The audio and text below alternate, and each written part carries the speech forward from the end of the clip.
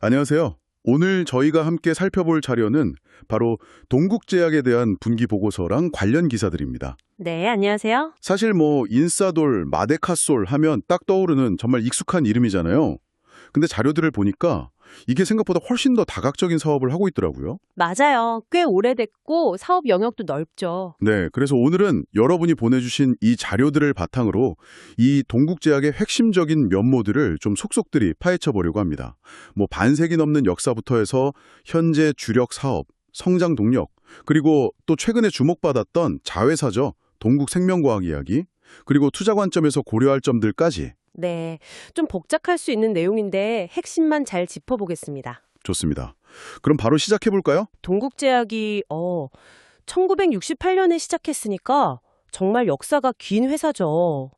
처음에는 이제 말씀하신 인사돌, 마데카솔 같은 일반 의약품, 그러니까 OTC로 대중적인 인지도를 아주 탄탄하게 쌓았고요. 그렇죠. 그게 거의 대표 상품이니까요. 네네. 그러다가 이제 전문의약품, ETC 쪽으로도 영역을 넓혔고, 특히 2017년에 조영제 사업 부문을 물적 분할, 그러니까 기존 사업부를 딱 떼서 100% 자회사를 만드는 방식으로 동국생명과학을 설립했는데, 이게 좀 사업 구조 변화에 중요한 분기점이 됐다고 볼 수 있습니다. 아, 물적 분할로 자회사를.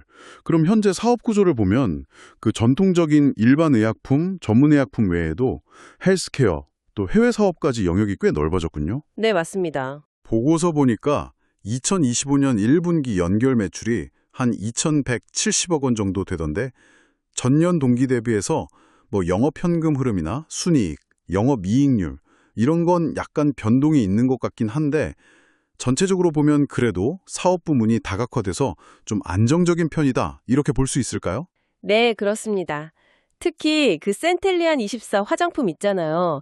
그리고 마이핏 같은 건강기능식품, 이쪽을 포함한 헬스케어 부문 성장에 아주 눈에 띄어요. 아, 화장품이랑 공기식. 네, 이게 단순히 그냥 매출이 늘었다, 이걸 넘어서요.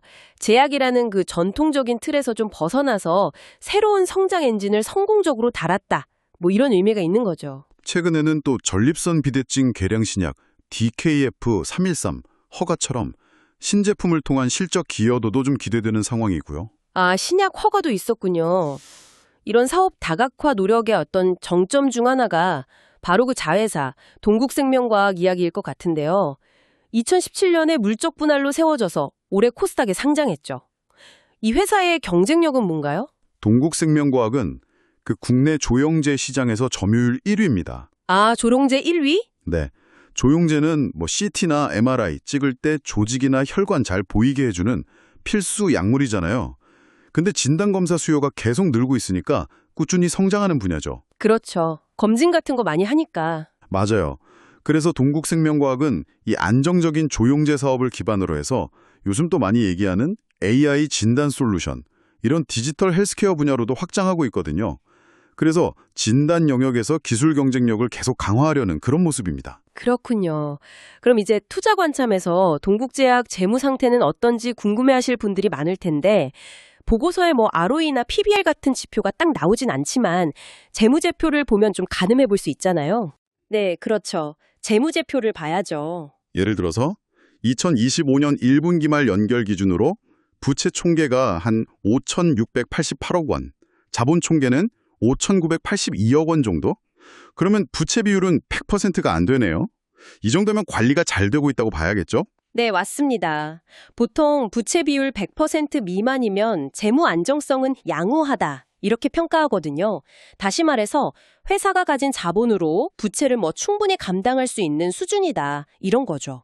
아하. 다만 이제 잠재적인 위험 요인도 좀 살펴봐야 하는데요. 보고서에 우발부채 항목이 있어요. 그걸 보면 현재 진행 중인 상표권이나 특허 관련 소송들이 여러 건 있습니다. 아, 소송권들이요. 네, 이게 결과에 따라서 좀 예상치 못한 비용이 발생할 수도 있겠죠. 그리고 그 콜린 알포세레이트 제제, 제품명 콜세린전 관련해서도 이슈가 좀 있지 않았나요? 아, 네, 맞아요. 그게 임상 재평가에서 유용성을 입증하지 못하면 과거에 건강보험 급여로 받았던 약값을 건강보험공단에 다시 환급해야 할 가능성이 있습니다. 이걸 환불부채로 잡아놓고 있는데 규모가 좀 있어서요. 만약에 이게 진짜 현실화되면 이익에 좀 부담이 될 수 있는 부분입니다. 아, 환급 가능성. 이것도 리스크군요. 그리고 동국생명과학 상장할 때 재무적 투자자, FI들 오버행 이슈도 있었잖아요. 오버행이라면 그러니까 상장 초기에 대규모 지분이 시장에 확 나올 수 있어서 주가 상승을 좀 막을 수 있다는 우려. 그거죠? 정확합니다. 그 라이프 밸류업 사모투자합자회사 같은 FI들 지분이 꽤 상당했는데 이분들이 상장 후에 언제든 주식을 팔 수 있다는 점이 좀 부담 요인이었죠. 물론 일부 지분에 대해서 자발적으로 6개월 보호해수, 그러니까 일정 기간 주식 안 팔겠다 약속하긴 했지만요.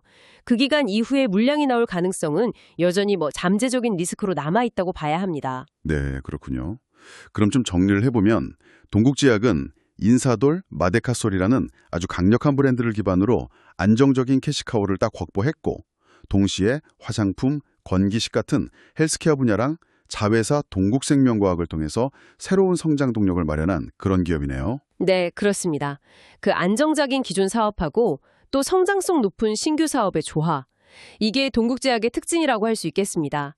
다만 이제 방금 짚어본 것처럼 소송이라든지 환불 부채 가능성, 또 자회사 관련 오버행 같은 위험 요인들은 투자 결정하실 때 반드시 함께 고려해야 할 부분이죠. 네, 오늘 저희가 나눈 이 정보들이 동국제약이라는 기업을 좀 입체적으로 파악하시는 데 도움이 되었으면 합니다. 아, 그리고 마지막으로 한 가지 좀 흥미로운 관점을 더 던져드리고 싶은데요. 네, 어떤 걸까요?